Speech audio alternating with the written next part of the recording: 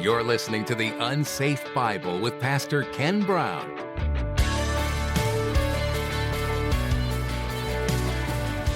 They ate and drank. They're fellowshipping with God. They're actually spending time with Him. Of course, we saw that they had to offer a sacrifice, a blood sacrifice first, to take care of the sin problem. So before they can commune with God, the sin issue has to be taken care of. We have the same issue today. Before we can have fellowship with God and be His children, we have to rely on Jesus Christ, who took care of the sin problem for us. He took care of it so that we can have that kind of fellowship.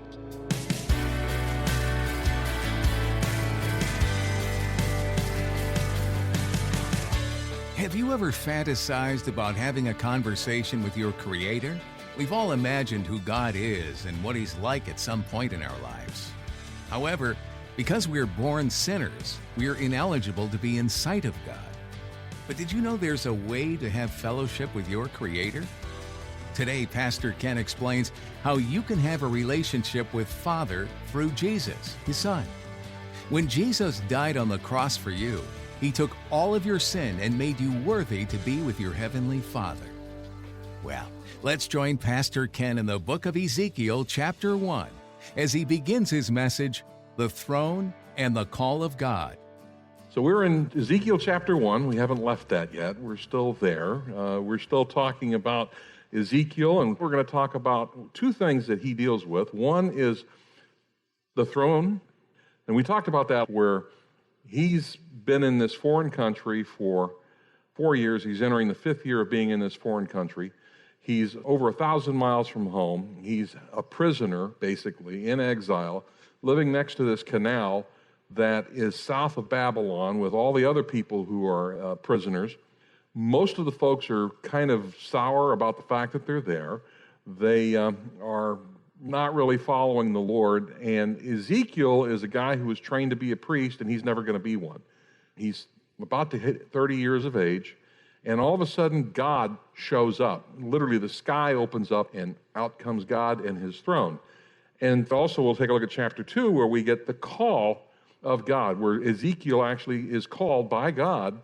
And we'll find out that Ezekiel is kind of reticent, to say the least. So God has to show him His power. And He even gives Ezekiel 7 days to think about it, which is kind of strange, but He does. Now, this is an outline of the book of Ezekiel. It's an excellent pictorial representation of the entire book, to include the beginning with the throne showing up with the cherubim and all that. And it kind of gives you an idea of all the different things that happen in the book. But Ezekiel is actually a part of Judah. Now, if you recall the history of the nation, after Solomon was king, the nation split into two parts, and all the idol worshipers went north, and all the God worshipers came south. But they called the southern portion Judah, and Benjamin was there too, but there was everybody who worshiped the Lord actually moved south, and everybody who wanted to worship idols moved north. And that's just the way it kind of worked. But he's part of the nation of Judah. Judah has been attacked by Nebuchadnezzar twice now, by the time that Ezekiel is where he is. The first deportation took place, and he took many young men to Babylon, and that's where Daniel and his buddies disappear. And then there's a second deportation. He takes 10,000 leading citizens out of Judah and takes them to Babylon and plants them next to this canal. They call it the River Chebar. It's not a river. It's basically a canal. And that's where he is. And he is now there in his fifth year of exile. So for 4 years, going on to his fifth, why am I here? What's God doing in my life? Everything's over. He's been on a pity party for 4 years, along with everybody else. He's never going to be a priest, and he's out watching what's going on around him, and all of a sudden, the sky opens up, and out comes the throne of God. Now, that would get your attention. It would get mine if I was in the desert south of Babylon, and I've been south of Babylon, a little further south than he was, about another 30 miles. And you can see forever, and it would catch your attention if the sky all of a sudden opened up and something comes out. But that's what happens to him. Now, this is the River Chebar. This is what it looks like when there's water in it. It doesn't always have water in it.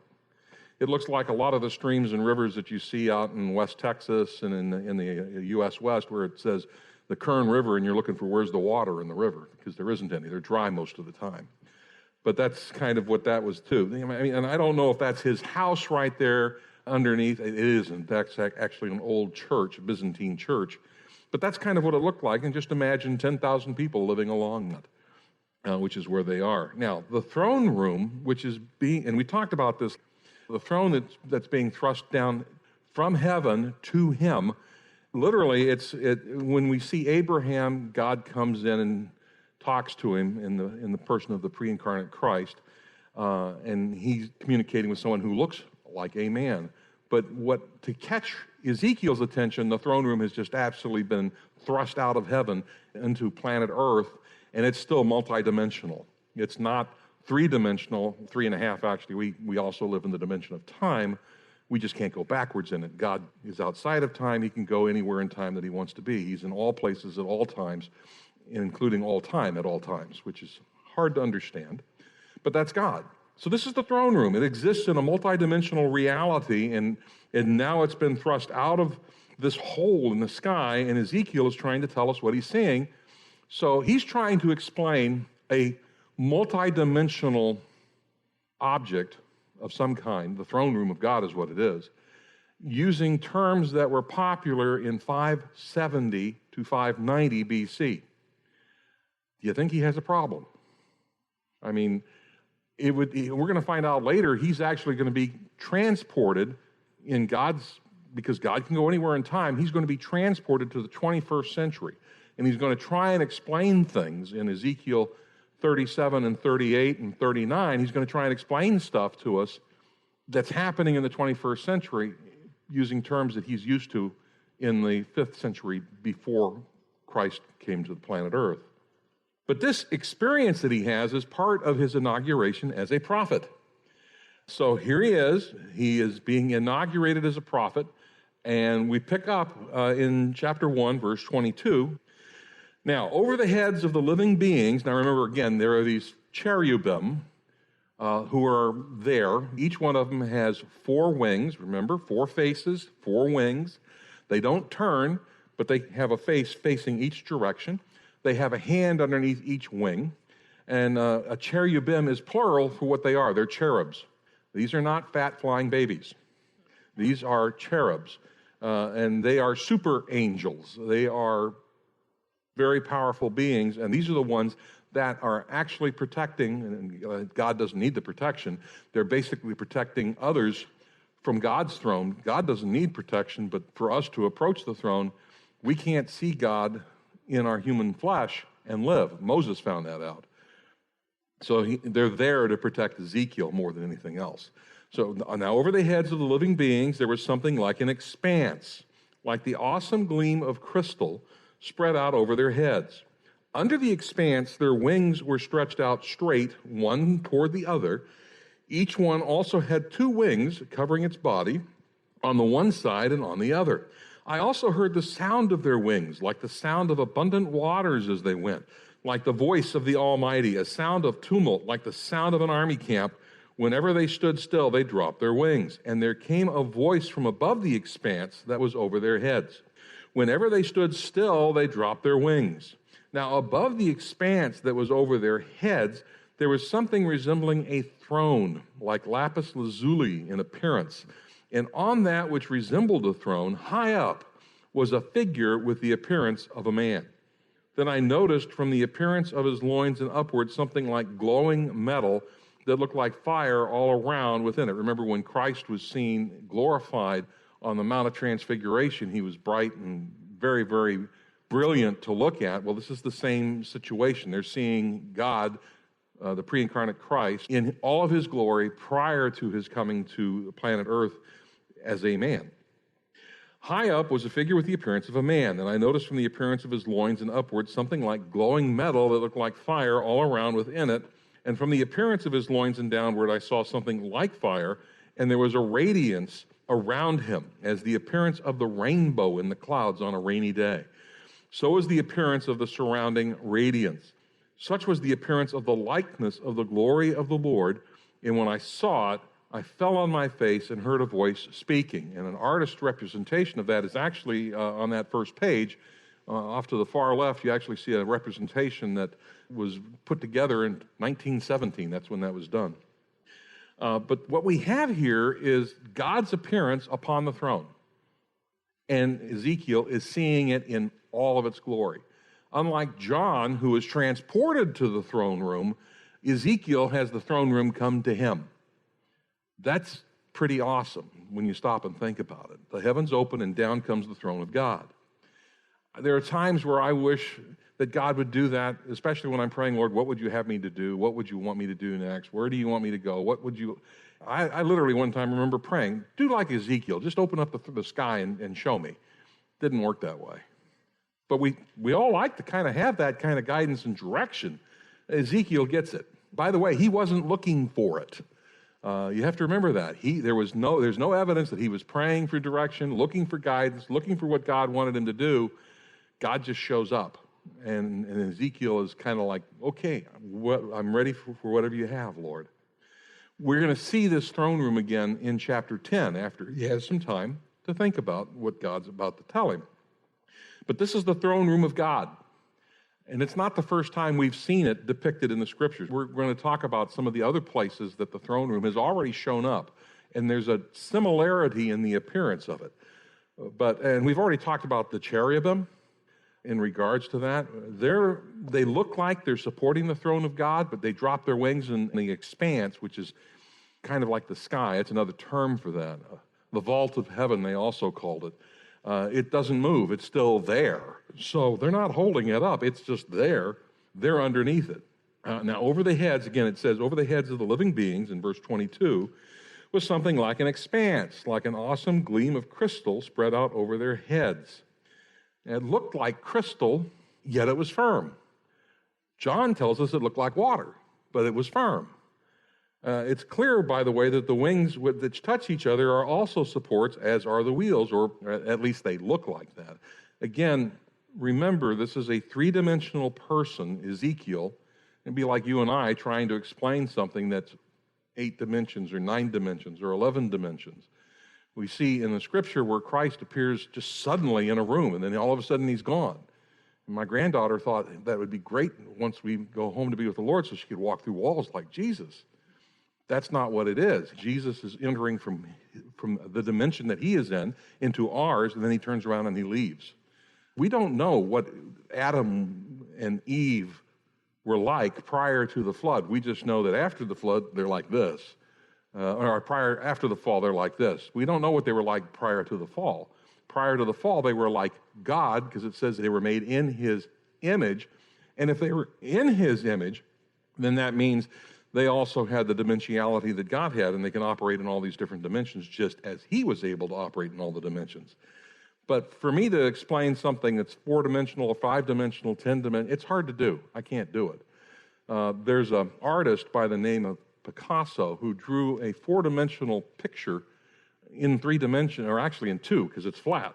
It's called a tesseract, but he actually did it. He can't even explain it, but he actually painted that. But these angels are holding up or supporting the firmament. The Hebrew word, by the way, for firmament is rakia. That's the word for it. And again, that word means expanse or firmament, an area of atmospheric space close to the ground or in the upper limit of the sky of heavens. Though the expanse of sky is void, it's perceived as a solid space or a firmament. So, I mean, it's kind of like the vault of heaven, again, the way they would call it in that time period. It's kind of, how does it show up? What does it mean? But this word actually shows up 17 times in the scriptures. It shows up in Genesis chapter 1. It shows up also in Psalm 19 and 150, and multiple times. It always shows up as firmament in those verses there. And when I say Genesis 1, it's multiple times in 1. Ezekiel chapter 1, it shows up. It also shows up in Ezekiel 10, and we'll see it again in Daniel 12. And what is being held up with the firmament is also another word in the Hebrew. It's kira is the word. And what that is they said it's like crystal. Well, that's what the description is. It's like frozen water or ice or frost or hail or water in a solid form or cold form, sitting on the ground in a mass of particles or in mass. So when we talk about John seeing essentially the same thing in Revelation chapter 4, he's using the Greek term that this would be in the Hebrew. It's the same thing. It's no different. So we have Ezekiel telling us that appears that in this throne comes the sky. It appears to be held up by these cherubim, and it appears to have a solid floor beneath it that they're also holding up, but you can see through the floor. And it looked like crystal or ice. This is beginning to sound an awful lot like what we saw in Exodus chapter 24 when the throne room comes to Mount Horeb and God has dinner with the elders of the nation of Israel. Beginning to sound an awful lot like it. Let's take a look at Exodus 24. The first 11 verses is where we see that description take place. Then he said to Moses, "Come up to the Lord, you and Aaron, Nadab and Abihu." And I think that's really interesting, especially when you realize that Nadab and Abihu later were zapped because they decided to do worship the wrong way, and God had to make a lesson of them. And 70 of the elders of Israel. So God's inviting the elders of Israel to come and have a meal with him. It says, "And you shall worship at a distance. Moses alone, however, shall come near the Lord, but they shall not come near." So they're preparing Moses to come up. He's going to come up and receive the 10 Commandments, as well as some design plans for the tabernacle. Moses came and recounted to the people all the words of the Lord and all the ordinances, and all the people answered with one voice and said, "All the words which the Lord has spoken, we will do." Moses wrote down all the words of the Lord. Then he arose early in the morning and built an altar at the foot of the mountains. Prior to going up to eat with the Lord, to meet with him, he builds an altar with 12 pillars for the 12 tribes, and he sent young men to the sons of Israel, and they offered burnt offerings and sacrificed young bulls as peace offerings to the Lord. Burnt offerings are for the sin. Once the sin has been taken care of with the burnt offering, then they're offering a peace offering. At that point, based on what the scriptures teach in regards to the law, they're prepared to commune with God. And in fact, that's what you do. We learned in the book of Leviticus, that's what you do prior to the fellowship offering. You have the fellowship offering. Some of it goes to God. You get some of it, and you're able to sit and eat after all of the sacrifices with God in his presence. And this is what they're getting ready to do, the same thing. Moses took half the blood, put it in basins, and the other half of the blood he sprinkled on the altar. And then he took the book of the covenant and read it in the hearing of the people, and they said, "All that the Lord has spoken, we will do, and we will be obedient." So Moses took the blood and sprinkled. By the way, they didn't really seriously mean that when they said, "We will be obedient." It's like 2 months later, they decided they didn't want to enter the land, and they wander around for 40 years. Same ones that said that. "Behold, the blood of the covenant, which the Lord has made with you in accordance with all these words." Then Moses went up with Aaron, Nadab, and Abihu, and 70 of the elders of Israel, and they saw the God of Israel. And here's the description. "Under his feet there appeared to be a pavement as sapphire," same word that we just saw, "as clear as the sky itself. Yet he did not stretch out his hand against the nobles of the sons of Israel. They saw God, and they ate and drank." Well, actually, they saw his feet, and they ate and drank. They're fellowshipping with God. They're actually spending time with him. Of course, we saw that they had to offer a sacrifice, a blood sacrifice first, to take care of the sin problem. So before they can commune with God, the sin issue has to be taken care of. We have the same issue today. Before we can have fellowship with God and be his children, we have to rely on Jesus Christ, who took care of the sin problem for us. He took care of it so that we can have that kind of fellowship. I always find it interesting that on the cross, right after he said, "It is finished," the veil that sits in the Holy of Holies that separates man from the Ark of the Covenant was ripped in two from top to bottom. God saying there is no longer any blockage for anyone who is in the Lord to be able to come to the Lord directly and bring their petitions. We can enter directly into the throne room where those who were in Israel prior to that could not, because the blood has been applied. For the nation of Israel, before they could approach the throne, they had to be under the blood. And you sit there and you wonder about Ezekiel, the throne's coming to him. The temple's 1,000 miles away. What's he going to do? But this in Exodus is actually the first glimpse we have of the throne room of God. We're talking about it also here in Ezekiel, but it talks about this pavement of sapphire as clear as the sky. So the pavement kind of looked like this, except it wasn't broken up. Those are sapphires, by the way. But it's flat. He's trying to explain it using terms that he knows and things that he knows, but it looks like, but it's not. I mean, he doesn't know what it's made of, but it looks like that. So that's what he's doing. Of course, we have another view of the throne room here in chapter 1 of Ezekiel. There's going to get another view of the throne room yet for us in Ezekiel chapter 10, so we'll see it again in Ezekiel. It's also in Isaiah 6, but in Ezekiel 1:26, of course, from the canopy that was spread out over their heads, and this is from the International Standard Version, so it's translated slightly different. Instead of firmament, that was spread out over their heads, there appeared to be something resembling a throne, resembling sapphire in form. There was the likeness of the appearance of a human being seated on the likeness of the throne high above. In Daniel chapter 7, we have the same picture.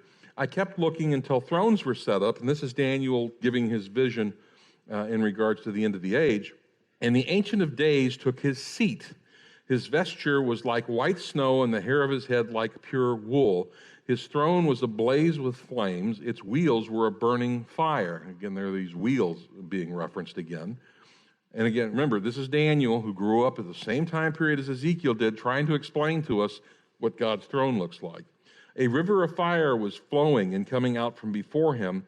Thousands upon thousands were attending him, and myriads upon myriads were before him. The court sat, and the books were opened. And what he's describing is all of the formalities that take place before the great throne judgment. That's what that is. In Revelation chapter 4, John is actually taken up to heaven. Immediately I was in the Spirit, and behold, a throne was standing in heaven, and one sitting on the throne. And he who was sitting was like a jasper stone and a sardius in appearance. And there was a rainbow around the throne. Ezekiel talked about a rainbow around the throne too.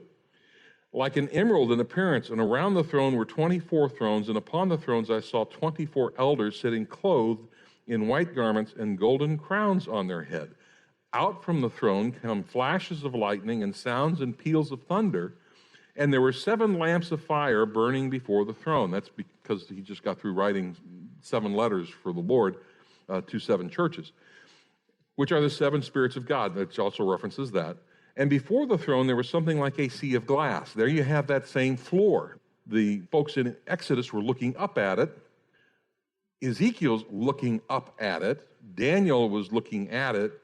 And John is looking at it. He's on top of it looking down. He says it looks like a sea. It looks like water, but it's not water. It's solid. It looks like a sea of glass. So they're using the same terms. They're all trying to explain the same scene. It's tough to explain, apparently.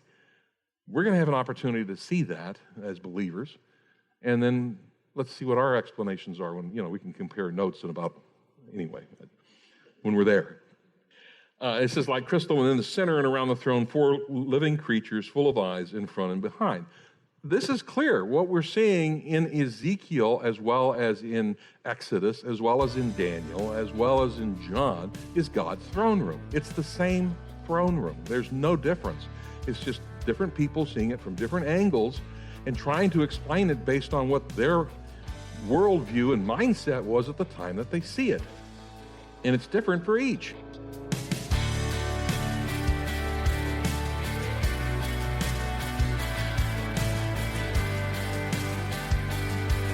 Today's message was in the book of Ezekiel.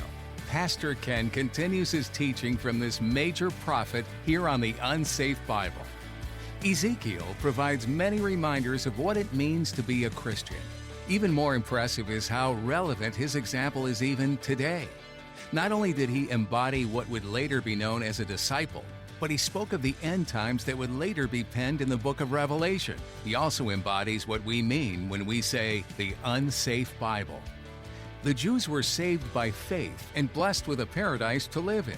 This was not popular among the locals, and so little by little they began to deny their faith and take credit for themselves. This gained them favor with the world, but God took notice and knew what he must do. You see, the life of a Christian is not an easy one. Not only do you have to deny yourself things of this world, but the world begins to look at you differently, and that can be uncomfortable at times.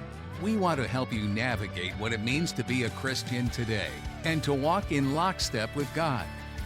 Visit our website, theunsafebible.com, for more information about us and the Bible.